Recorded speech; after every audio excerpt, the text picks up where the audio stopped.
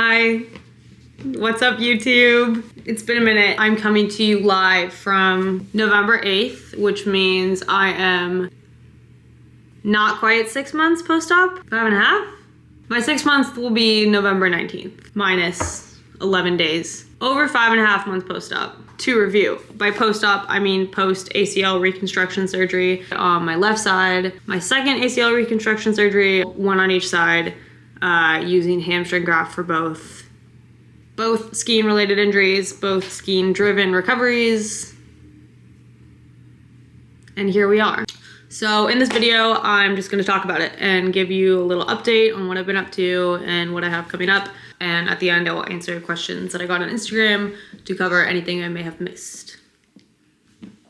Okay, so first of all, here are the knees in question. Yep. So the last 5 months, I have been in the gym for like an hour and a half to 2.5 hours, 4 days a week for the last 5 months straight. I have missed very few days. I've taken some time off here and there for fun things because everyone needs a little break once in a while. I got really sick one week and I had a travel week, but for the most part, I've been super consistent with my gym program. And it's not that fun, and I have to say no to doing a lot of things that I want to do to be in the gym, but that is ACL recovery for you. In my last ACL specific video about a month ago, I gave you my complete workout program that was designed by my physical therapist. So go back and look at that if you missed it. And I don't know if it was legal to share that, so don't tell anyone. This was a 4-day-a-week program that's really been like the foundation of my first 4 to 5 months of recovery. Honestly, not that much has changed in the last month or two. I've been doing similar variations of this 4-day-a-week program, but the main difference is now that I am into lifting heavier weights, I've reduced my reps. So I started doing sets of 8 to 10 reps for 3 sets, and now I'm doing 4 or 5 reps for 3 or 4 sets. Now, nobody should be comparing the weight that they're lifting to mine, but if you're curious, I will tell you. I weigh about 125 pounds, and I've been squatting 145 for 5 reps, 4 sets, deadlifting 205 for 5 reps, 4 sets. Also in that video, which I'll link here or wherever it goes on the screen, I told you that I was all excited because I had just gotten my first round of post-op testing done and my quad strength was at like 92% symmetry. I just got my second round of strength testing done last week and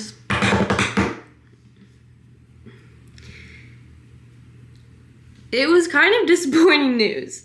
Let me pull up the numbers. Okay, so the first round of testing on August 31st, which was like 3.5 months post-op, my right side, which was my first surgery side, the non-affected side this time, my quad strength was 100 pounds. On my left side, my new surgery side, it was 92 pounds. So that was really promising because that's like 92% of the strength of my unaffected knee. Last week, on November 2nd, my right side was 128.8 pounds and my left side was 105 pounds. Things that are good about this, both sides gained a significant amount of strength in the 2 months or whatever that was between testing. The bad news is my right side gained more strength faster than my left side. So I have less symmetry now than I did 2 months ago. That's bad. I was really surprised that the symmetry difference had increased so much over the last 2 months. And I will note that my hamstrings were pretty much even 2 months ago and they're pretty much even again now. If anything, my left side, my new side, is a little bit stronger than my right side, which is awesome. So, what does this lack of symmetry mean for me and my training now? Single leg everything. I am still gonna do bilateral squats and deadlifts, but I'm adding in way more single leg strength exercises and way more focus on heavy loading in single leg stuff. So I'm talking Bulgarian split squats loaded up with weight in the back rack. I'm talking heavy single leg step ups, heavy single leg press, heavy single leg quad extensions on the machine. Really just everything that is highly targeted in the quad muscle specifically, not the glute or the hamstring, that I can do unilaterally. Now, the most interesting part of these test results. The physical therapist who has been doing this testing with me is different than the physical therapist that I have been seeing as my primary PT since my early days post-op. And the physical therapist that administered the test is telling me I need to dial back the jumping and pretty much eliminate all single leg jump exercises because he thinks that my muscles are not strong enough to absorb the impact, so it's all going to my joint. However, I will note he never watched me jump before he said this. So then I took this information to my primary physical therapist, who is looking into the consensus in the academic science physical algorithm community about whether with these strength numbers and this level of asymmetry, it actually makes sense for me to eliminate jumping from my program and only focus on strength, or if I should concurrently increase my single... Sage, can you stop it with the forks? I don't know if you can hear that, but it is so loud. We do this crazy thing with our silverware drawer where you just pour it all into one drawer, no divider. It drives some people crazy, but I think it adds excitement to our lives. Okay, yeah, so basically there's some lack of clarity or disagreement among different physical therapists on whether I should be eliminating impact and jumping and plyometric stuff, or if I should do the strength training unilateral stuff and also concurrently continue with where I'm at in the plyometrics. TBD. I'm waiting to hear back from both of them. I'm actually seeing one of them later today, so maybe I'll find out more when he actually watches me jump and sees that I feel like I'm doing it pretty good. The other thing I have to remember is, yeah, my symmetry is not as even as I would like it to be, but I'm also like lifting pretty heavy weight for my size, and I am probably stronger now than I ever was at any point in my recovery last time. Last time, I never did this numerical data testing, and if I had, I don't know if I would have been cleared to return to sport, honestly. I don't think I was anywhere near the symmetrical when I started skiing last time. So take that with a grain of salt. I have never understood that expression. I use flaked sea salt. Just kidding, I'm not bougie enough to have flaked salt. So anyways, now I'm working with these two separate PTs independently, and they're each giving me an updated strength program based on these numbers for a 3-day week in the gym, unilateral focused strength program. I've already gotten the program from the first PT, and it looks really similar to what I already had going, just kind of concentrated exercises across 3 days instead of 4. Later today, I'm gonna go see the other PT who gave me the strength testing, and we'll see what he says, but I'm trying to balance the input from each of them and also use my own brain cells in determining what's best for me. It's tricky, and a great example of, yet again, with ACL surgery recovery and return to skiing specifically, there's not consensus, and I am limited to what I have here in Bellingham, and I'm not limited by my insurance company because I'm paying for everything out of pocket. But I am not a special person in the eyes of healthcare. This is important to note too. I probably should just preface everything I'm talking about with this, but my ACL recovery timeline is dictated by a desire to get back on snow in January this year, and that will be only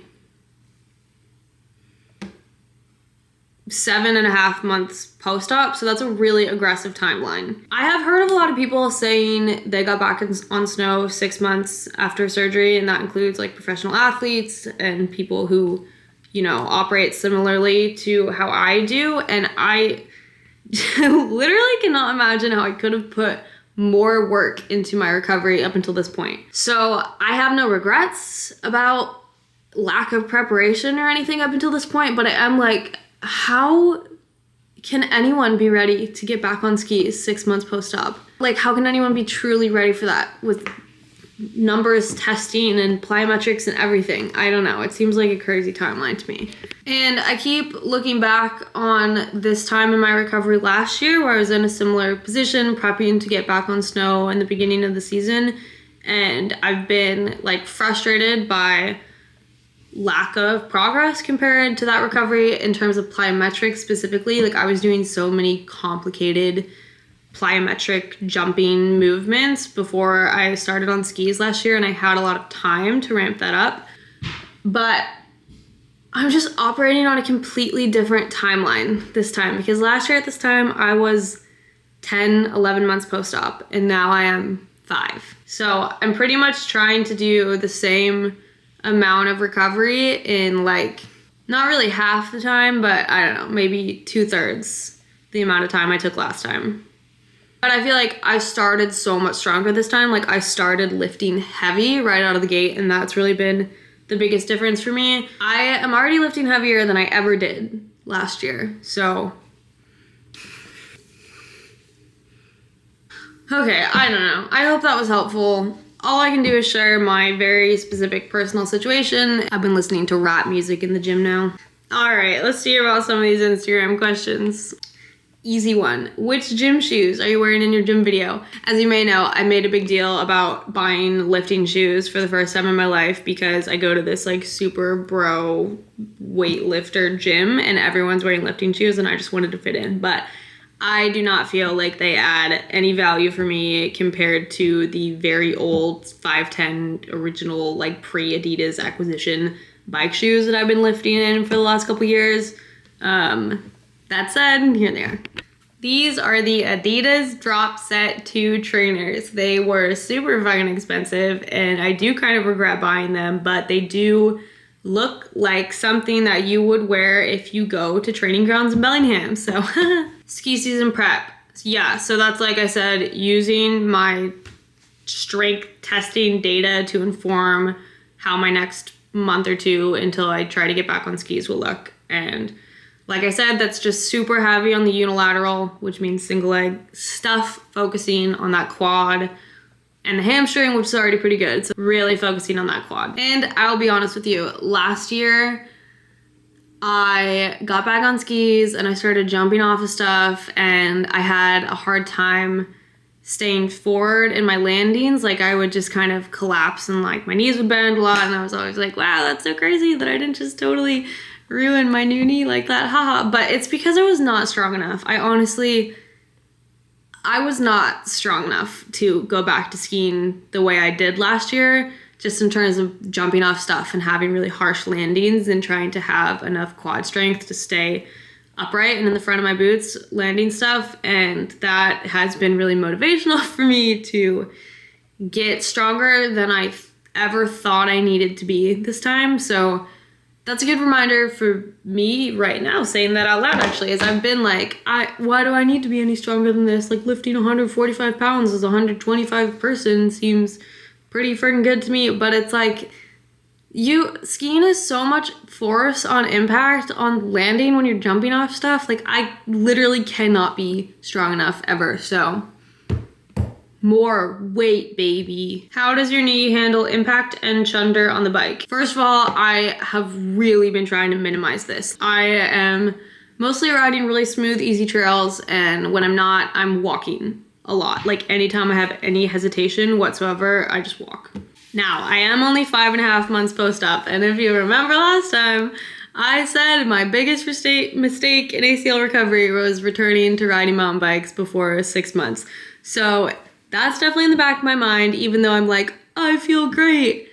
I'm so confident on my bike. I know exactly what I'm doing. Like, yeah, that's what I thought last time too. So I'm really just trying to like find the balance between enjoying my life and having fun and riding my bike, but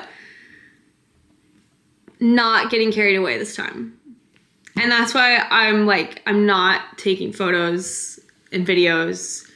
I'm not putting any pressure on myself. I'm just riding for fun and for friendship. On that note, how did you cope with not being able to ski when all of your friends and family were, and how did you mentally get over not skiing? It is such a huge part of your life. I've talked about this a little bit before in various things, but not skiing and riding bikes sucks personally, but it sucks socially almost more. Like, especially where I live in Bellingham and having moved here just 2 years ago, bikes are like the only way that people hang out with each other here. And not being part of that has made me feel really isolated for a long time in a lot of ways. And I do I've felt like I've been missing out on things for the last 2 years of my life of just like mostly being focused on ACL recovery back to back. I don't want to minimize how big of a component of my ACL recovery situation the like FOMO, friendship, isolation part has been. Okay, I have a lot of questions about being confident on the bike again after surgery, and I just want to emphasize I'm not confident on my bike right now, and that is a good thing. I don't want to be too confident. If I'm confident that I can 100% ride something, I ride it. If I have any sort of hesitation at all whatsoever, I don't. I walk down it, I get around somehow. Like, I don't want to be overconfident yet. But I do remember last time when I was like fully cleared to be riding my bike again, which didn't last long because then winter came and then I tore my other ACL. I do remember thinking like I will never get over the mental fear of hurting myself again and weighing the pros and cons too much and like this isn't worth it because I could see my knee twisting like this, whatever. And I just really slowly progressed through that fear and I made some significant strides on my bike actually after I tore my second ACL because I was just kind of like, fuck it, I gotta have some fun in my life. And I, hit gap jumps that I'd always been scared of, and I did make some really distinct progressions. But prior to that, I thought my confidence and desire to try to ride things that scared me would, maybe never come back. And now I do see clearly that it will, but it just takes time, more than a year, a long time, and slowly. And it's just figuring out the edge of your confidence, and then when you figure out what you can do, you just step it up little by little by little, and you just gotta be patient with yourself. Okay, how is your mindset approaching ski season? It's a moving target, and I know from last time that introducing skiing in terms of just making turns down groomers and doing really chill, low angle touring laps is going to be good for me and possibly not that bad or hard for the knee. So my plan is to really ease into it and just get a feel for making turns and take it really slowly. It's going to be a while before I'm doing anything that I deem to be risky, which is different for everyone. And for me, my confidence on skis and risk level is high enough to where I can still have fun skiing without feeling like I'm putting myself at unnecessary risk for a while until it's time to risk it and get that biscuit. Okay, a lot of questions about wearing a brace while skiing. I wore a brace skiing last time almost every single day in the season, and then the day before I tore my ACL, I was doing some groomer skiing product review videos for K2, and I went into that trip thinking I would not wear my brace because I was just going to go ski groomers and some light moguls and whatever. And my first time trying to make turns without my knee brace on, I was shook by how impossible it seemed. I had no idea that I was that reliant on the brace. That day I was wow, this is crazy. I'm going to have to focus on learning how to ski without the brace. And then the next day I went and tore my other ACL. So I never had to go through that process. But this time, I am going to get a brace, probably the same one I had last time, which is the Breg Z12. And I might not get it right away because it takes forever to order. And I'm going to start off not wearing it. I think the only reason that I am going to get a brace and probably wear it is because I am pushing my timeline by getting on snow at 7, 8, 9 months post-op. And I know I'm going to ramp it up faster than I should, given the pressures that I have put on myself to perform. For that reason, I'm gonna wear a brace when I know that I'm, you know, getting a little too deep in the biscuits. But I'm going to also focus on not wearing a brace when I'm skiing easy stuff for at least a couple runs a day on groomers. But the problem is, like, you go out and you say, oh, I'm gonna stick to groomers, whatever, and then it's like, you know, something looks like it's calling your name over on the side, and it's just the discipline required to actually keep the risk level to a minimum for me. To that point also, again, not a doctor, but a lot of questions about knee braces on bikes and whatever. As far as I know, okay, I need to speak like very in terms of myself, so I'm not giving misleading medical advice. I would never consider wearing a brace for any activity besides skiing. I would not consider wearing a knee brace for mountain biking. I also get a lot of questions about knee brace outfit tips, which I don't know what kind of pants you guys are wearing, but I'm just gonna show you the knee brace going under my Nerona Tamlock bibs, and it has never been an issue for me.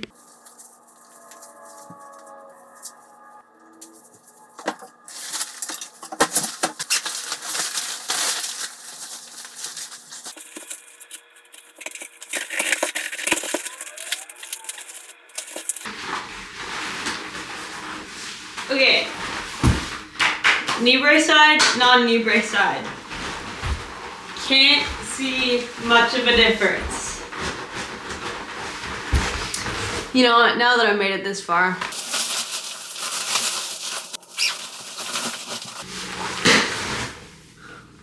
Like, I'll show you a little secret. You may have thought, oh wow, your office is so clean. That's so impressive how organized you've become. Well, I just took this rolling cart full of boxes of things that I haven't quite bothered to deal with yet and moved it out of the frame. So please know I am just as disorganized as everyone else in the world. Anyways, yeah, that was fun. I hope that was helpful. I can do deep dives on specific topics if you want. Just, you know, let me know in the comments. I'm gonna be one of those people that's like, subscribe, and let me know what you want to see in the comments below. But comments are a really effective way to communicate, actually, on the internet. So, over and out. Oh my god, look what just happened while I was filming that.